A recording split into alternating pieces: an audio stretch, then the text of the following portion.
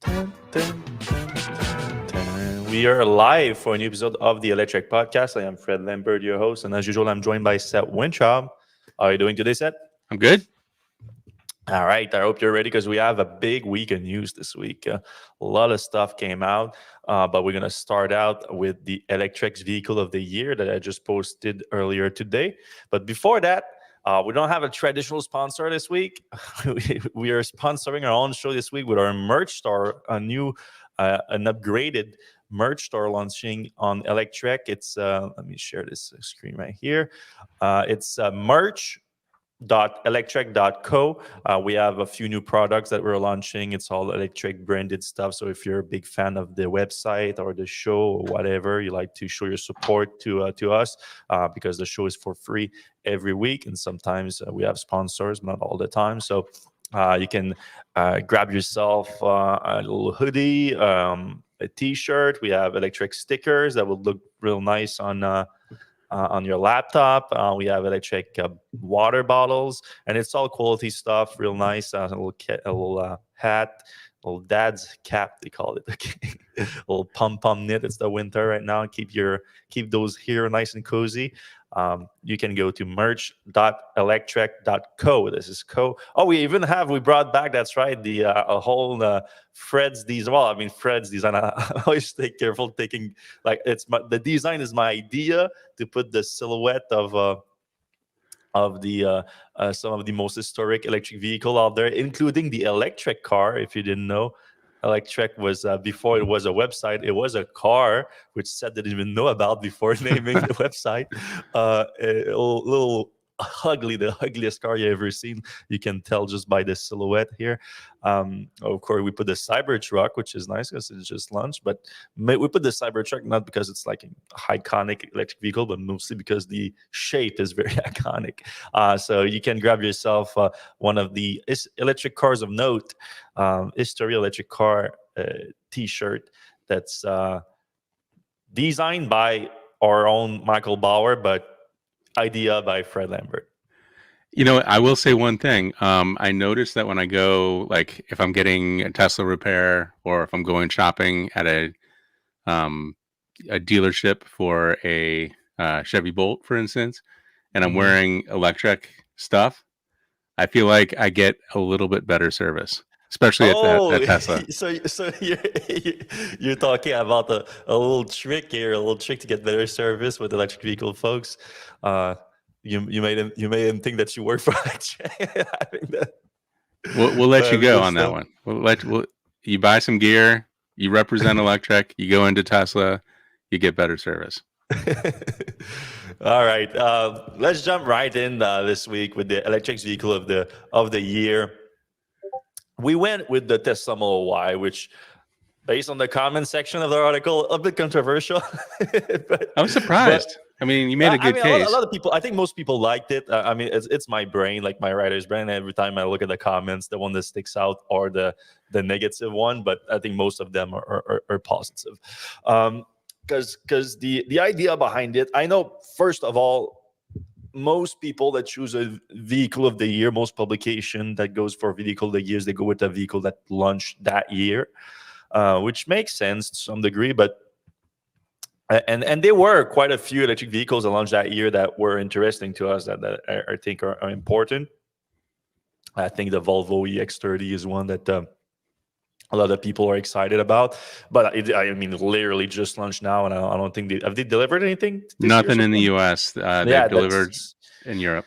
Yeah, that's the thing too. So we're more like a North American focused publication, even though we cover the whole world. We focus a lot on North America. So like, it didn't feel exactly right to launch that. We haven't. Well, we want to spend more time with it too and everything.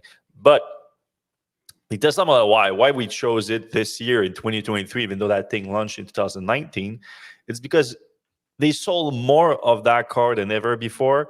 So much so that it's now the best-selling passenger vehicle in the world, surpassing the Corolla, the Toyota Corolla, surpassing the F-150 series, surpassing the what was the RAV4 was the other one. So last year it was fourth in the world for best-selling vehicle already within 2 years of being a vehicle program, like 2 full years. then it had about 750,000 units sold. Behind the RAV4, a little bit more, a million for the F1 series and 1.1 million for the Corolla. This year, it's surpassing that with over 1 million units sold. And we think that it's worth noting as vehicle of the year just for the impact it has on directly to by adding so many electric vehicles on the road, which is going to convert a lot of gas mileage into electric mileage, which we know is more efficient and can be a lot more efficient, especially if you combine them with renewable energy charging. But also indirectly, because now you have the first electric vehicle being the best-selling car in the world, which sends a strong message across the industry that you want the best-selling vehicle out there, it has to be electric. You have to make a compelling electric vehicle in high volume. And I think the Model Y is the first. I mean, the Model 3 was also high volume and compelling vehicle, but the Model Y clearly surpasses it in volume, and for good reason, because it's in a more compelling segment, the crossover, and it's kind of a Swiss Army knife of a car. Really, you have it drives like a sports car, especially if you have a performance version. I might say that the Model 3 drives a little bit better than the Model Y. Oh, for sure. Sorry, the series is like jumping. That's what I figured. Huh. Yeah. I don't know why Siri's trying to. Yeah. So as a Model Y owner, early 2020 Model Y owner, I'm all on board with the decision. I agree. But there's some issues with the Model Y. I had the panel gaps and the weird stuff. It doesn't, like, I'd much rather drive a Model 3 than a Model Y. But like tonight we're going to Vermont and we're going in the Model Y, and we have 3 EVs. We have a Rivian, but it's just better to have superchargers, and it drives pretty good for a crossover. It's a pretty good ride. It's quite fast. The performance version's quite a bit faster.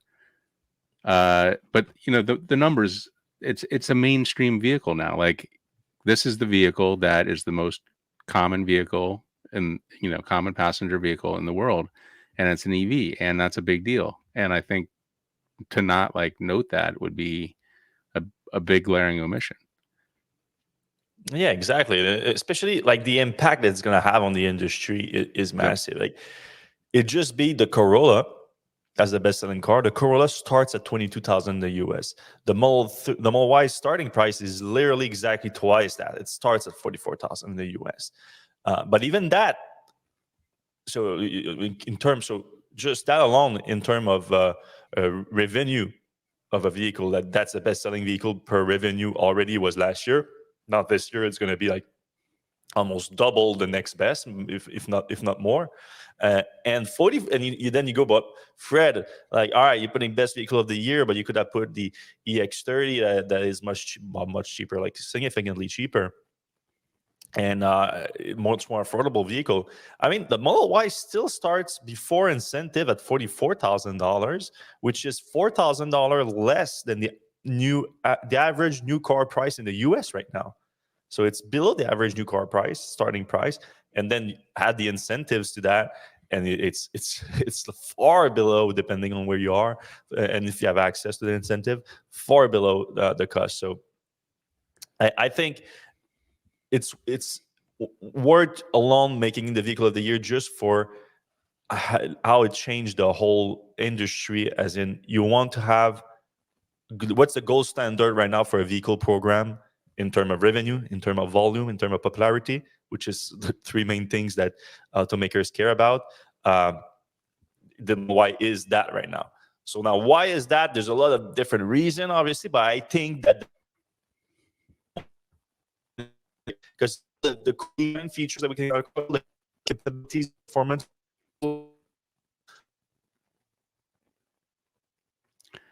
I think Fred might be having a little bit of a wireless issue right now. We were experiencing some before the show, but hopefully he'll jump back on here. I want to go to the questions a little bit. while we're waiting for Fred to come back online. Patricio Benedin said, after digesting all the videos of the Cybertruck last week, you know what? Let's move on. 2020 Model Y owner here. I miss all of the improvements versus the current model, better suspension, noise isolation via double pane windows, etc., but will not trade in for a new one due to Elon. I kind of get that. There's a lot of people that won't upgrade due to Elon. I'm not necessarily in that boat. I won't update due to having full self-driving, which I don't want to get rid of my car with. Fred, it looks like you're back. Yeah, sorry, I had some internet issues before connecting. I thought I resolved them before the podcast, but it looks like there was a little problem. I'm gonna blame Bell for that. All right, so I was going through some of the comments here mhm. on that. Electric Brian, for the best car of the year, I like that you picked a car that people can actually own. I don't like when people pick a car that no one owned yet, especially the year. Example, the EX30. I would also say I think Motor Trend picked the Blazer SS EV, which that's great. It's an EV, but who's driven one of those? Like, the drive event was like after Motor Trend announced it, so that's a little bit frustrating. Yeah, I agree with that. That was part of the idea behind our logic to pick the Model Y too. Like, it makes sense. And Carl in San Diego has something positive to say about Tesla, which is rare. Probably the best all-arounder for them, and what Tesla should have built early had they known could be their only model. I wouldn't go that far, but that's probably a good point that they could have built that first.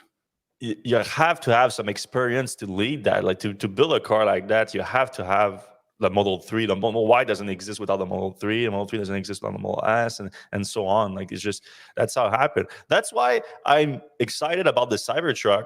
Not because necessarily of the Cybertruck itself, but I'm excited about the Model Y with 48-volt system architecture. I'm excited about Model Y with steer-by-wire. I'm excited about all those things. And the Cybertruck is the test bed for that, basically, which I find really interesting. I'm not saying it's the official plan for Tesla, but it feels like that. So moving on, we're going to talk about the Cybertruck a little bit. So last week, obviously, our podcast was right after the launch, and we had a little bit of a worry about the Cybertruck being a redo of the Tesla Semi event of last year, where Tesla announced launch production version of the vehicle and then delivers a few and then doesn't do anything with it for a few months, or at least nothing that consumers can get. Even though it's not a consumer vehicle, Tesla Semi, obviously, but we know that there were very few deliveries after that event. So we were afraid that the Cybertruck might be something similar. But we are hearing that people are taking deliveries of the Cybertruck right now, and and Tesla is reaching out to actual regular customers that were early in the backlog of reservation, that placed a reservation right after the launch in November 2019. And they are offering them something a little bit different. So we obviously at the launch event, we learned about the rear-wheel drive version, which is not coming until 2025, the dual motor version that's coming now, and the Cyber Beast, which is a tri-motor version. Now Tesla is offering a Cybertruck Foundation Series to those early reservation holders. And so sounds like it's going to be some kind of limited edition without actually putting an exact limit on the version. But Tesla wrote in the email, as an early reservation holders, you're invited to order your Foundation Series Cybertruck, which is fully option, includes limited edition laser edge badging, premium accessories, charging equipment with power share home backup hardware, all-terrain tires, full self-driving capability, and more. So what we learn from people that have received that email is that there's basically two trims that you can choose from. So you can choose a dual motor Foundation Series or a Cyber Beast Foundation Series. And those are priced at $100,000 for the dual motor, which is $20,000 more than the base price of the regular Cybertruck. And then $120,000 for the Cyber Beast version, a tri-motor version of the Foundation Series. So you get that laser edge badging, which is going to be a limited edition badging. So that is actually limited edition, but they don't say exactly how limited. Now you get full self-driving in that, which is a $12,000 option right now. So it is a significant thing to be included in there. So it covers that $20,000 more is covering that. But obviously the power share equipment, the all-terrain tires are optional too. So it looks like a bit of a discount overall that Tesla is offering with that. Now, the way they put it is like it's all included in the vehicle's price. So obviously, what that does is like you can forget about the tax credit, but I think most people that are buying that truck, the Foundation Series, gonna like the early version, don't really have access to that tax credit anyway. So that's not really that big of an issue. But the thing that I'm thinking that it makes me think of is like Tesla is basically hiding the price of the full self-driving in that package. And I know that a lot of people early in the reservation process at Tesla with the Cybertruck, there was some language that made it sound like you get the full self-driving price at that time in 2019, which I don't exactly remember what it was, but I think it was like $10,000 or $8,000, something like that, which is much cheaper than the $12,000 at this time.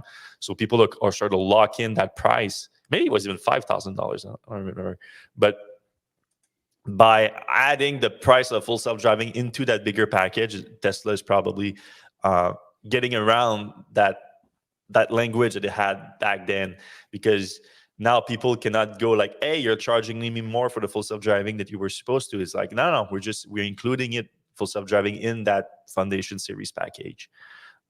Then you could probably try to find the price of that exactly, but like, how do you price a limited edition laser edge badging?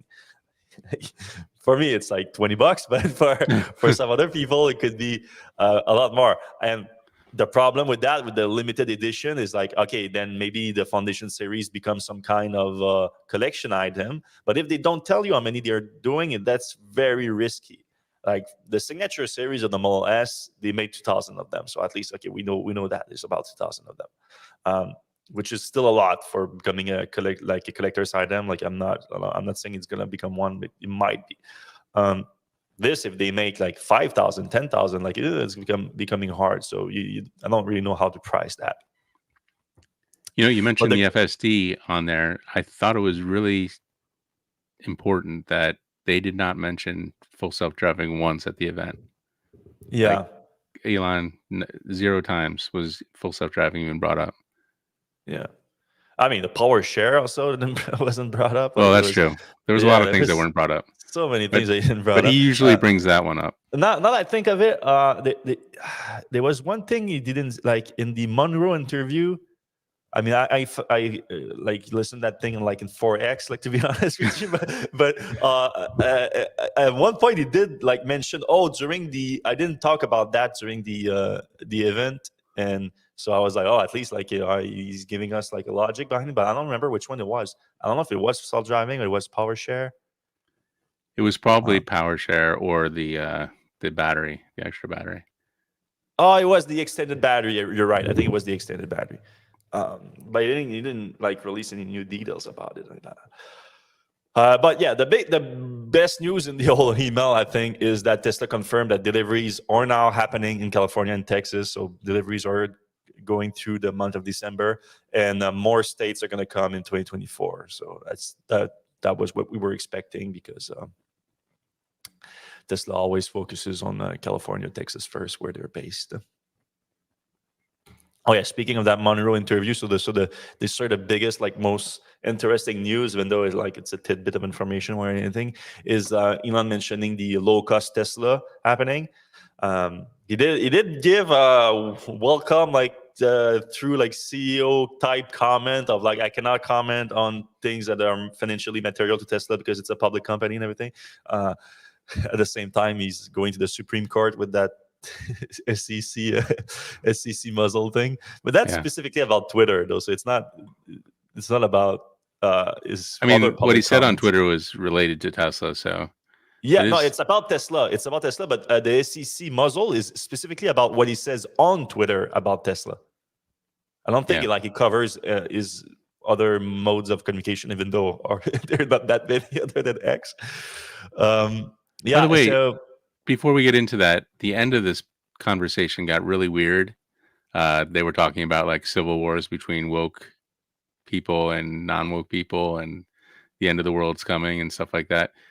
Did you find that weird, or was that just kind of par for the course with these guys?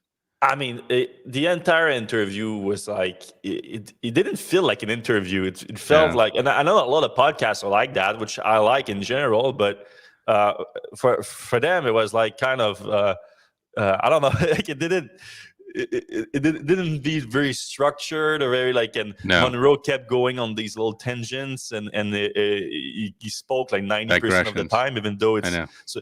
But like the title is Elon Musk and Sandy Monroe discuss the Cybertruck. It's not an Elon Musk interview. Don't go into it thinking it's an Elon Musk interview. You won't see that. So I think the whole thing was kind of weird for sure. But yeah, the Elon said we are working on a low-cost electric vehicle that will be made in really high volume. We're quite far advanced in that work. So that was the far advanced is what people are latched on in that interview. I review the production plans for that every week. I think that the revolution in manufacturing that will represent by that car will blow people's minds. So that I cringe every time Elon says blows people's mind now, because I mean, to be fair, he's blown my mind plenty of times. Like every time he lands a rocket booster on the ground, like that blows my mind for sure. But he's used that term too often for like describing an FSD beta update that like make my car even worse than before. Then I'm like, all right, like you blow my mind by thinking that will blow my mind more than anything. But I mean, the whole revolution in manufacturing. I mean, he already unveiled the unboxed production technique back in the investor day, and that was quite well received by people. That new approach, I think, like people really like that, and I mean the industry itself. Talking because this is kind of things that go over our head a little bit, like it is really like minutiae of manufacturing, but it still made sense to me. Like, all right, like why are we not making cars like that? So.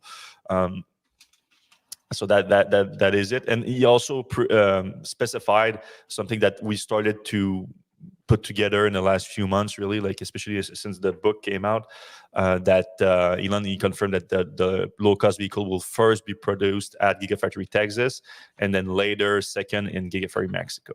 So it sounds Texas That was interesting first, Mexico because second. initially they said like that was going to be a Europe car, and then at one point they said it was going to be designed in China, made in China. Yeah. So it was Well, they kinda never weird. really said that Chinese car is going to be this. We assumed that, but Oh, yeah. it sounded like a safe assumption at the time. But now it sounds like it's Texas first, and it makes sense because it's HQ. there that they're designing the production line for it. So it makes sense Wait, that has the production design line. center actually moved from design center still in LA, right? Like Well, they that's where still Franz have is. a design center in LA. Maybe some of the design team has moved to Texas. I don't know. I've had friends is still being spotted in LA a lot of the Right. time. So I saw that he got his VIN number 2 Cybertruck. yeah. He had that on Twitter. Yeah, a lot of people are taking delivery. Right? Well, I shouldn't say a lot of people, but enough that it's reassuring us that it's not a Tesla semi situation. All right, we got the leak on the Tesla holiday update. Thanks to Not a Tesla app, they got the release notes. And for those not aware, the holiday update is kind of Tesla generally like does frequent software update, and it can be like super small. A lot of time they're not even release notes; they're so small. If there is release notes, it's sometimes just one or two like notable features, and then a bunch of fixes and whatnot. But they try to bundle everything for a bigger updates in the holiday season, and most often there's also some more like fun features rather than functional. Though there's always also normally some like big new, functional features. Last year was not really a big one, kind of disappointing to a lot of people. And this year is also like a weak one. It's not something that's like super exciting. Some stuff that is very interesting. The Apple Podcast now on Tesla vehicles. So if you have a podcast that you're listening just on Apple Podcasts rather than Spotify, like most podcasts on all the different platforms, including Spotify. So like ours, so you can do that. But some of them are like exclusive, so now you can listen them through the cards directly rather than the Bluetooth in your phone. Some minor update to Tesla arcades. Other than now you can play the games from the rear screen now. Tesla is calling it like a mobile LAN party. This is pretty cool. Automatic 911 calls. Whoops, my screen is shifting. So your vehicle will call 911 if an accident triggers the airbags. So it's something that Elon talked about like a long time ago. I remember him saying that. And so Tesla is basically offloading that to the to 911 because before that, Tesla detect the accident, and Tesla would call you and like, hey, everything is okay. You need something from us. You need roadside assistance. You need 911, whatever. So now it's like straight 911, not going through Tesla anymore. Speed camera on your routes that leaked last week. So it's like kind of a Waze-like system of the navigation system now showing you speed cameras. So this is pretty cool. This is probably the one that I'm going to use the most, that I'm most excited about. It's a trip planner on mobile apps. So now you can, you could already do that through Google Maps by planning your trip on Google Maps and then forwarding it to your Tesla app. It works sometimes and sometimes it didn't work. Like it was not a perfect integration with Google Maps. So now you have the Tesla trip planner that you have in your car. You have it on your phone, and then you can plan your trip on your phone inside your house, which is very nice nowadays with 20 feet of snow outside and minus 20. Plan everything in your car, send it there. You get in your car, everything is in there already. You just get going. So that's pretty cool. More cameras and live camera views on your phones, so that's all right. You just get access to more of the cameras around there. Automatic blind spot camera. I can show you the video of it right here. So it's basically the same camera that you see when you put your turning lights on when you change lane. It shows you the camera on the side. If there's a car there, now there's a blinking, as you can see, or blinking red light on this. Not even blinking. Blinking red light on the side. Yeah, I mean, this. I don't know how useful this is. Like we saw, like the Cybertruck as a blind spot warning light on each side, where you would look, where you're supposed to look at your mirrors. So the idea is like, apparently we learned that Tesla's gonna allow you to remove those mirrors, like they're supposed to be easily removable with the cameras replacing them, making the car more efficient.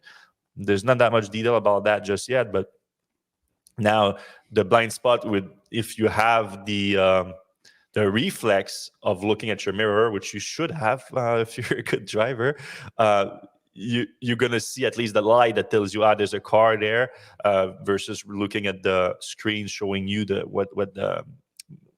what's on your side of your car or your truck in this case. So this is kind of the same thing, but it's, since you don't have those lights, it's on the car itself.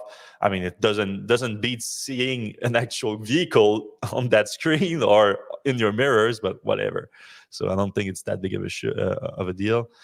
You have a new version of the light show that's now tuned, the Arrival by Irving Victoria. Don't know that one, but Tesla often has a light show in its vehicle where it times to the music. So they release a new one for this holiday update. You have now Shuffle Play on the Tidal app integration. You have profile images on Apple and Spotify. The search includes you have a search features in the owner's manual that's inside the vehicle, and a charging location filter now that allows you to filter by charging speed of more or less than 70 kilowatts. I mean, those last two, you can tell that Tesla knows it's not a big holiday update, because those last three here, even four, those last four, like it's something that normally Tesla wouldn't even put in the release notes, and now basically at light show, after light show, it was it's all like things that don't even need to be in the release notes. It's fine. It's cool that they do this. I'm interested to see the new light show, but I agree it's not one of their bigger ones. I agree. All right, this one here is it's gonna include some speculation, but I think it's still interesting because Dojo is kind of not our last hope. I'm exaggerating, but it's one of the things that that gave us the most hope about an acceleration of the improvements, of the pace of improvements of the FSD beta situation, which doesn't feel like it's 2 weeks away from becoming a true full self-driving system, as Elon claims. So we hope that the Dojo would enable the Dojo plus V12 going neural net from neural net virtual control, so end-to-end neural nets. Combine that with supercomputing, increasing the pace of the neural nets improvement. That was the hope. But the Dojo program seems to be a bit in shambles right now. So we know it was already late. The cluster was just put online this summer versus instead of last year. And now we are hearing that there's a big shakeup at the leadership of the Dojo project. So now, I'm sorry, Mr. Ganesh, I'm going to screw up your name, but the head of the Dojo program, Ganesh Venkataramanan, was the autopilot hardware director, but most specifically was the head of the Dojo program. He was hired by Jim Keller back in the day when Tesla started to build its chip team. He's a longtime chip designer, spent 14 years at AMD, a very well-known person in the industry. He left Tesla. So we heard late last month, we heard about that from a source, but it was a new source. We tried to confirm the information with other people, and I couldn't confirm it. So we decided not to report on it, because just one source that is not verifiable is not something that we generally act on. But this week, Bloomberg confirmed that he left the company. So now we know for sure he left the company. Bloomberg didn't have anything else other than Peter Bannon taking over the role. What we learned also from the source, which again we cannot confirm, but gives the source a lot more credibility now that the source information was confirmed by Bloomberg. The other part of the source information, I should say, is that it was actually let go by Tesla. And it was not the only one. It was also other people in the top of the Dojo team that were let go. So it's basically a full shakeup of the leadership of Dojo.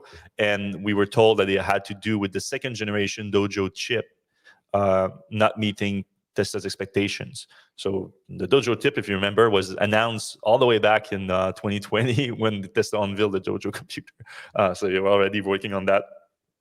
And apparently it's behind in terms of expectations. So I know so obviously earlier this year, NVIDIA shaked up the hardware AI world a lot with their own AI hardware. So maybe Elon is not happy where Tesla is at on the hardware side of things, and requires a shakeup. I don't know.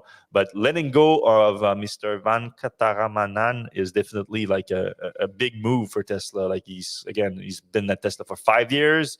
So like if you're at Tesla for 5 years, like it's not an issue of like, can you work with Elon or not, or like can you sustain like the insane pace at Tesla? Like the guy was able to do the work, obviously, if he lasted that long in the Tesla pace.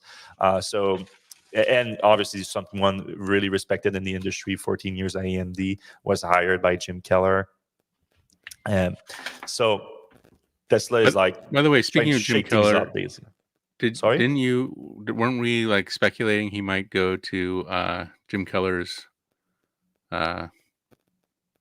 new business? I mean, that was that just speculation from my part. I mean, I've seen that Jim Keller's new it's 10 store, was it 10 store?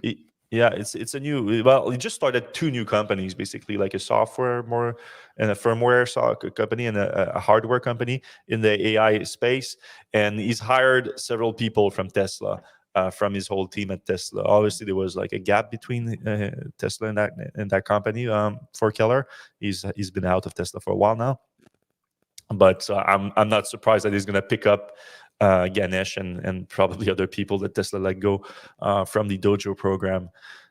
I wouldn't be surprised, since it's a team that he built himself. So.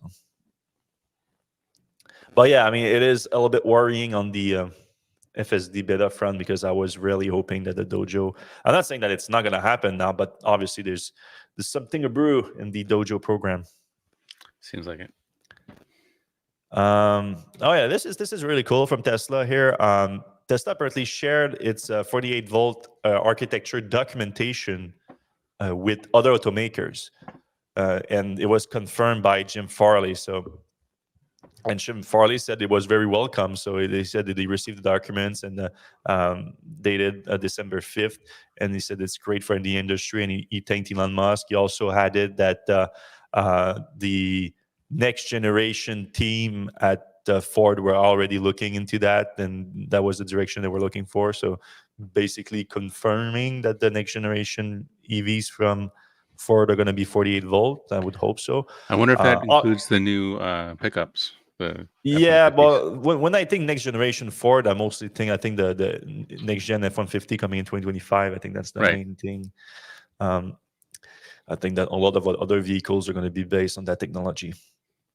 So yeah, I mean, obviously, it's not completely altruistic from Tesla. Tesla has made the first move with 48 volt, but it would be helpful if the rest of the industry start moving that way, just purely on a supply chain basis, also on a third party accessory basis to work on 48 volt. Going to be very useful. So yeah, I mean, I think Tesla is like kind of making a NACS kind of move here. Yeah, and it would reduce Tesla's costs if, like lights or, little things that were just commodities were made in huge numbers at 48 volts rather than just for Tesla. Yeah, because now they go like, yeah, we need this part for 250,000 Cybertrucks, and then they're only making this part for 250,000 Cybertruck rather than making millions of them for the Cybertruck by F-152 and whatnot. Mm-hmm. A little bit of an update on the strike that's happening right now in Sweden for Tesla. So those not aware, I'm going to real quick recap, because we talked about it a lot. This has been an evolving situation for a month now. Tesla service employees in Sweden, about 100 of them, go on strike to try to negotiate a collective agreement with Tesla. Then Tesla says nope, and then since they don't have that much power, as just 100 people or so, a bunch of other unions in Sweden try to help them by putting pressure on Tesla in any way they can, whether it's janitorial work not being done by a janitor union at Tesla location, then the port workers stopped moving Tesla vehicles through the port, electrician installing charging station there stopped working for Tesla, and so forth. But now the crazy thing is, like, now it's not just Sweden, it's spreading through Europe, because the big thing that happened is, like, we learned that from the union, obviously, IF Metal, that is the union that is working with the Tesla employees. They were apparently told by Tesla Sweden, the people negotiating on Tesla's behalf in Sweden, that they were told themselves by Elon Musk that they are not allowed to sign any kind of bargaining agreement, collective bargaining agreement with anyone, with any union. So they're basically told the union, it's not even worth negotiating with you guys, because we're told that there's no way we can sign anything. So what happened is, like, now the other unions are trying to put more pressure on Tesla by taking action. So we learned this week that a port worker in Denmark, so Tesla tried to reroute, well, I mean, Tesla was already using Danish port, but tried to reroute vehicles to Danish port to avoid the problem in Sweden, that now the port worker in Denmark are also boycotting Tesla. Then we learned the same thing is happening for transport services in Norway. So the biggest union in Norway, I'm not even going to try to name it, but is announced that they are supporting by it's not right now, at least for Tesla, it's not affecting Norwegian operation. If it does, that could be putting a lot of pressure on Tesla, because Norway is a big market for them. But they are not going to move cars from Norway to Sweden, so Tesla cannot use Norway as a way to get around the problem in Sweden. So that's interesting. And obviously, the fact that they are in the fight themselves, this union could cause a lot of problems for Tesla in Norway, which, again, a big market. So now that they say, hey, we're in the fight, it sends a message for Tesla. And today we learned also Finland is also now getting on board. So a union in Finland is doing the same thing. So very strong support for unions in Scandinavian countries. They back each other very well. So It's going to be interesting to see if Tesla is going to finally flinch to a union, because right now they are basically as a stalemate in Sweden, and if they're not bending at all, it could be you could be seeing the union like ramping up effort in those countries as we just mentioned to put even more pressure on Tesla. So something to keep an eye on for sure. Yeah, and it's a big deal because the union in the U.S., the United Auto Workers, is ramping up to kind of take on Tesla and Toyota and some others. But if Tesla flinches or gives in here, it's going to give the unions here some ammo. And if I guess if I'm Tesla, I'm learning from this, like how to deal with unions, and if I'm the unions, I'm how to deal with Tesla. So it'll be interesting to see how this affects what happens in the U.S. as well. Yeah, there's a lot of implication beyond Sweden. Going back to the US, though, Tesla has officially said right now that it's going to lose half of the $7,500 tax credit on the two lower Model 3 trims starting in January 1st. So it already warned that might be the case, but it wasn't sure. But now Tesla has updated its website saying that customer who take delivery of a qualified new Tesla and meet all federal requirements are eligible for a tax credit up to $7,500. Tax credit will be reduced to $3,750 for Model 3 rear-wheel drive and Model 3 long range, which we weren't sure about, on January 1st, 2024. So you need to take delivery before the 31st to be eligible if you are for the other personal requirements. So this is kind of we appreciate the clarity for sure. We already didn't even know how Tesla was getting the full tax credit on the Model 3 rear-wheel drive because it's LFP cells. So it was very confusing. And the new version of the long-range Model 3 was also confusing. But now we know it's at least going to get half of it. So even that, I'm not sure how they're doing it, but they are. But at the same time, this is a little bit helpful for Tesla in this quarter because there was the point of sale transition in 2024, which was attractive to a lot of buyers too. So if you were eligible for the tax credit, you might have wanted to wait until next month to buy the car in order to get the point of sale and get that money back a lot faster than with your tax return. So now you are much more willing to wait a few months to get your tax return if you're getting $3,750 more out of it. So this is incentivizing people for these two trims to really buy now and especially take delivery now by the end of the month. And Ford also signaled the same thing with the Mach-E.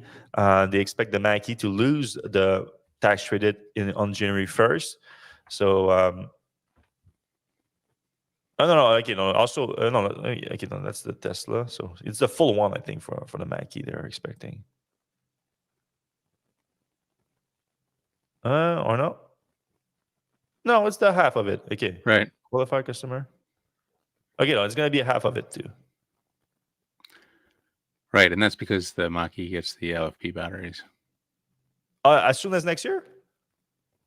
Oh no, I know it's going to happen next year, but I don't know if it's right away next year. Well, they're talking about January 1st too, so the change in the requirements that's coming with January 1st is the thing that's changing here. Obviously, the LFP batteries, but anyway, isn't Ford, once they get the LFP batteries, won't it be American made LFP batteries? They were going to have an American made one, but during the strike, you're right. They stopped the building of that thing. You're right. What a mess. Yeah, bummer. Speaking of bummer, another bummer right there.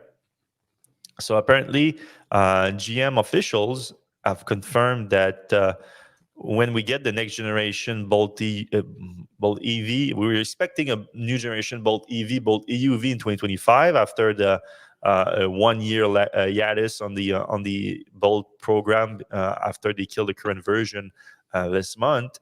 Though there's going to be still some inventory for the next few months probably, so it's not like a full year dead. But when it's coming back in 2025, those people are saying that it's only going to come back as a EUV.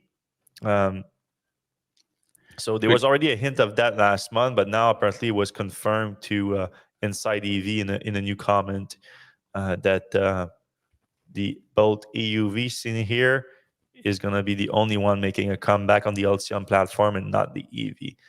Yeah, So apparently one of the engineers at the Blazer event told everybody. They were like, mm, yeah, the Bolt is only going to be EUV, and apparently some people thought that was embargoed. The writer over at Inside EVs didn't think it was embargoed, so we actually knew that. We just we didn't mhm. write it until it was already let out in the open. Bummer, because like that's pretty much the only hatchback EV that's around. Obviously, the Volvo EX30 is going to be coming, and that's kind of hatchbacky. But I'm a big Bolt EV fan, and I'm bummed that they're not going to make a new one. Although, like, they're going to change it so much anyway with the LFP batteries and the no CarPlay, Android Auto, and all the other stuff, that it might be unrecognizable anyway. But Mhm. we'll see. We'll give them. But the We'll form factor itself, it seems like the Bolt EV had a bigger place in the lineup, in the new GM electric lineup than the EUV. Like the EUV is closer to other things. really close to the Uh, Equinox. Yeah, I mean, yeah, it to has the the exact same cargo space. yeah. The Equinox is like a little bit longer and a little bit shorter. Actually, it's quite a bit longer. It's like 20 inches longer. But Mm. it's still the same kind of vehicle. But So it's weird that they're The doing EV is that. even shorter than that, even smaller than that, and there's nothing smaller than that in the lineup. No, it's Yeah, yeah, it's you and see it's the funny. lineup Like, right you can here. see the lineup. It's like something for everyone, and it's just SUV, SUV, SUV, SUV, Mhm. SUV, SUV, SUV, Bolt EV, SUV, SUV. So And all those are not all EVs. Obviously, the right. Tracks and the Trailblazer are not. The EV is that price that's based on pricing, not size, right? Because the Uh, Equinox, the Trail, yeah, because the Traverse is yeah, way bigger than all those yeah, and vehicles right also here. the sizes of those bars are weird. That's a really Yeah, bad graph for a lot of yeah, reasons. yeah, for sure. All right, we get a big update on the Lucid lineup this week. Well, the Air lineup is still just the Air, but the trims on those have been updated. Uh, so those are different. So for the Air Pure, which is the base version of the vehicle, gets a price cut from 82,400 to 77,400, but it gets a reduction in power output from 480 to 430 horsepower, making it a little bit slower for your 2024 version, 4.5 versus 3.8. But you get a little bit more range out of it. So 419 miles of range versus 410. So a little bit less power, a little bit more range, and a significant price cut. You also so these are new option.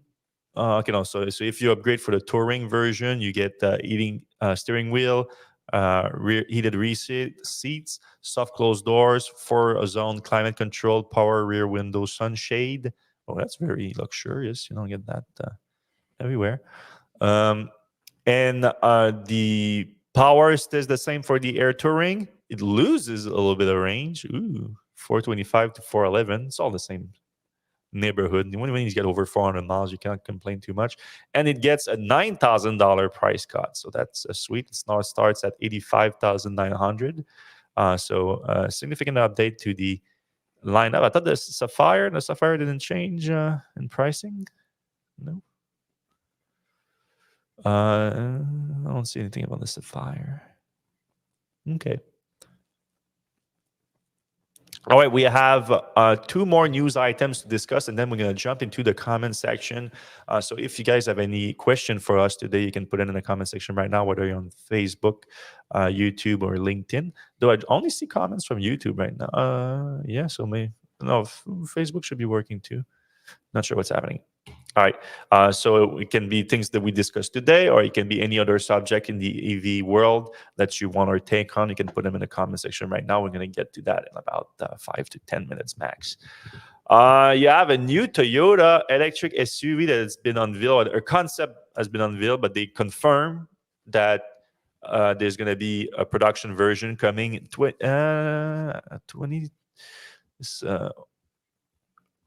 2025 or 2026. I'm just want to be sure because I read this article earlier this week. 2026. So this is the concept version for an electric SUV coming 2026. And if you look at it, might remind you a little bit of the Volvo EX30. A little bit more out there, obviously. This is a concept, but similar size. And the design is also, again, just a concept. The design is somewhat similar too. It's actually a little bit longer than the EX30 is a little bit longer. But other than that, basically the same Yeah, this size. one's a little higher off the ground. The X30 next year is going to have a off-road version, so maybe that's kind of what this is hoping to be. It also kind of looks like a mini RAV4 a little bit. I don't know. Yeah, I can see that.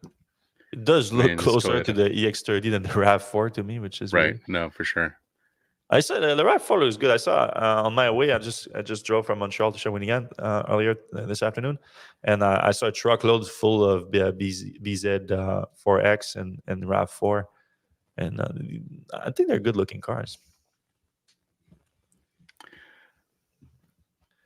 Fisker this week announced a dial back of its 2023 production targets. Obviously, we're very much at the end of the year, but they're saying that they want to focus on profitability. So they are sliding back their production output from, so now it's 10,000 units, and it was, what was it before?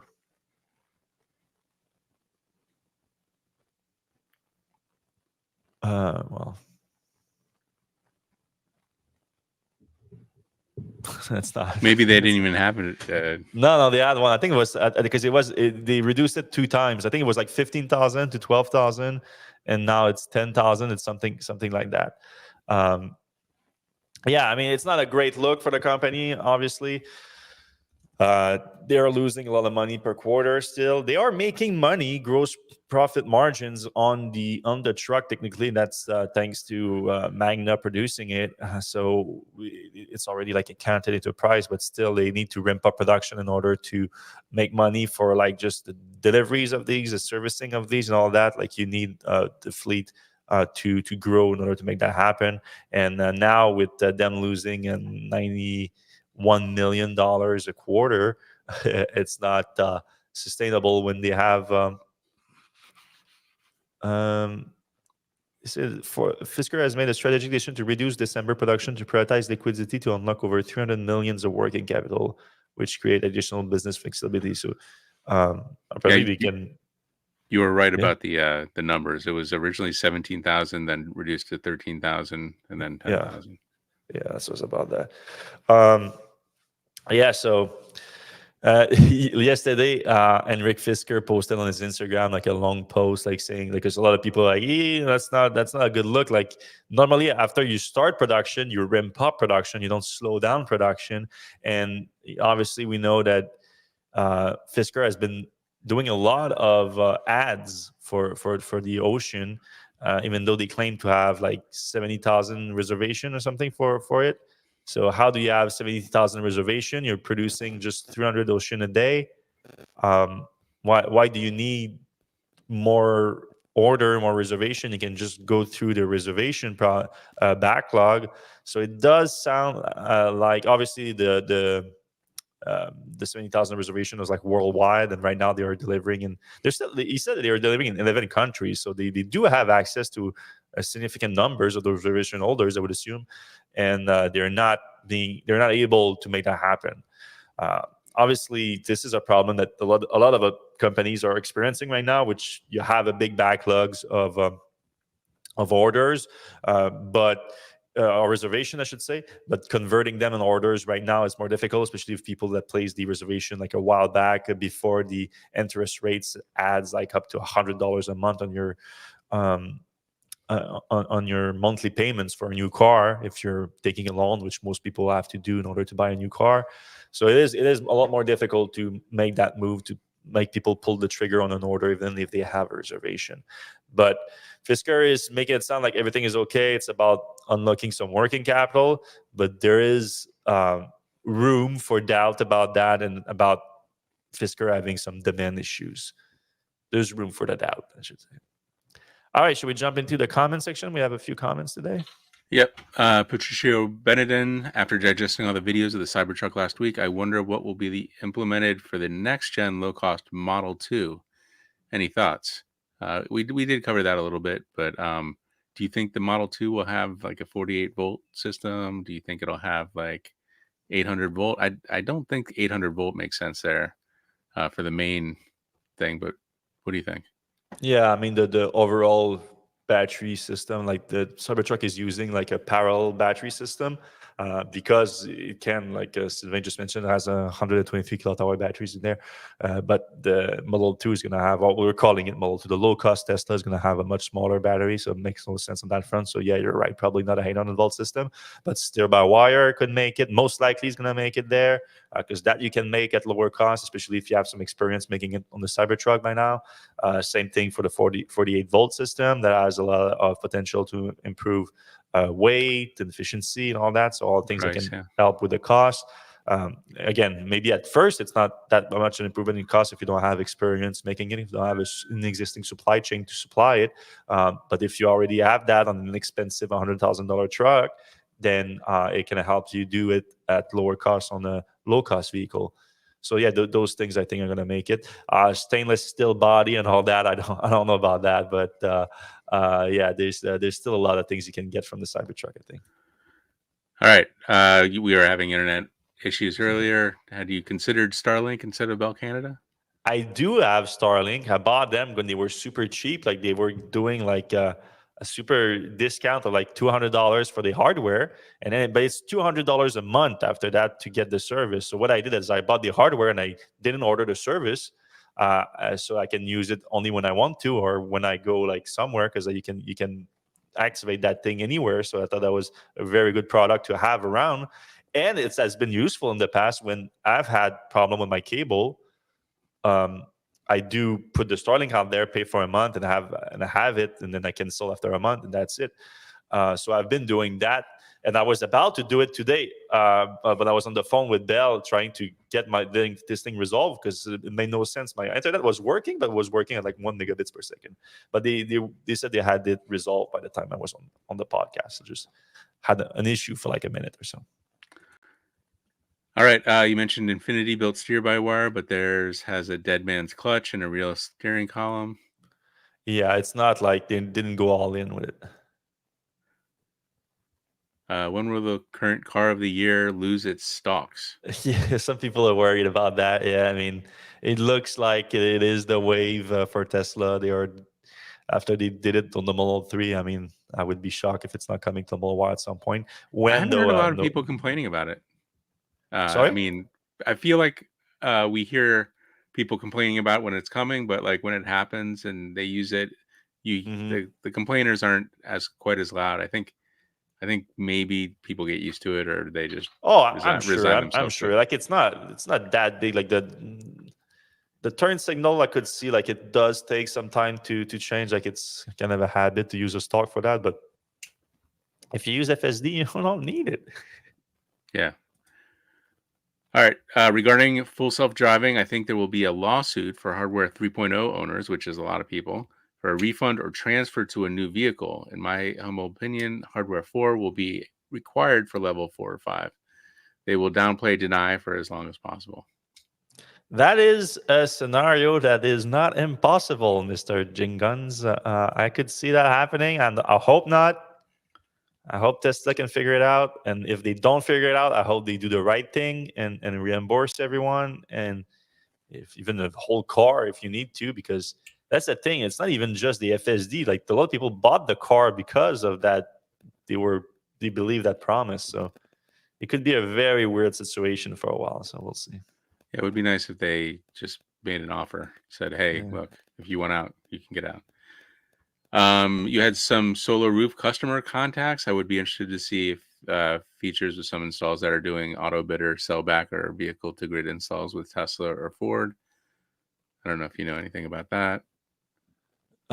You mean like seeing like how what kind of money you can get out of a vehicle to grid from? Yeah, I mean, this is still early for that. Obviously, we don't know anyone with a Cybertruck yet that have that installed, and even for Ford, I I don't know anyone that has a Lightning that has that installed. I could ask around though. I know a few people that have the Lightning thing. It's very bespoke, very like, Yeah. people come out for days at a time, and it's very early days on that stuff. I mean, it's good that Ford did it. They probably should have brought more of it in house, not outsourced it to 3 different Yeah. companies. All right.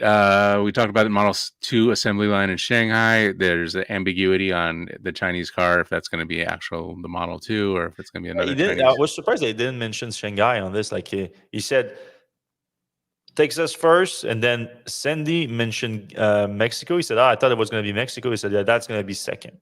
So even that Mexico, like, I don't even know, like, because I wouldn't be surprised that Shanghai would be second, and then Mexico, because Shanghai at least is built out right now, and not a lot of space, obviously, but yeah, I mean, Mexico is not even groundbroken so far. All right, S would recommend you get a hold of Matt Bruning if you want to learn all about Nordic unions and sympathy strikes. Tesla has 0% chance of defeating this given their labor laws. Okay. It does look like that right now. I mean, there was a temporary win on the post office side of things, but then there was turnaround today, so it looks like no progress at all. So yeah, I mean, I'm curious. They cannot get around it at all. Like they cannot just have some strike breakers and just fire everyone and and do that's too hardcore. You don't allow that in Nordic countries. That's interesting. All right. Are you hearing of more people leaving Tesla? In LinkedIn feed, I see many jobs posted. Are they growing or replacing? I mean, there's always a lot of job posting at Tesla. I'm not hearing of people leaving that much. No, not more than usual. I mean, there's a lot of turnover like any big companies, especially in the tech industry. All right. What battery is used in the Cybertruck? It's 4680s. It's 122.4, I think, kilowatt hours. Yeah, Sylvians. Not sure of the chemistry though. This I haven't confirmed the chemistry, but it's should be close to whatever they announced at the battery day. Like should be as close as it gets to that. All right, Model 2 is supposed to be 100% Tesla parts. I would be surprised by that. Like it's like 10,000 parts in the car. Like a million few supplier. One big advantage of steer-by-wire is that it's easy to make both left-hand drive and right-hand drive. The other benefit is that if FSD is actually realized, they can lock out user input. Yeah, I mean, obviously steer-by-wires and self-driving have been linked together for a long time, so not impossible. Also, I believe it's easier to play the video games with steer-by-wire. Yeah. Rex Talks, is there any way you could turn those color flashing light in the background off? I like those lights. Yeah, it's a bit distracting. It's gonna be like I haven't been here all week. I installed them last week and then left to my condo in Montreal. So I need to configure them so they put they're gonna be static and they're gonna be the Electrek color. I'm gonna figure that out this weekend. So yeah, they're gonna stop flashing around. I'm sorry about that. I can see that being distracting.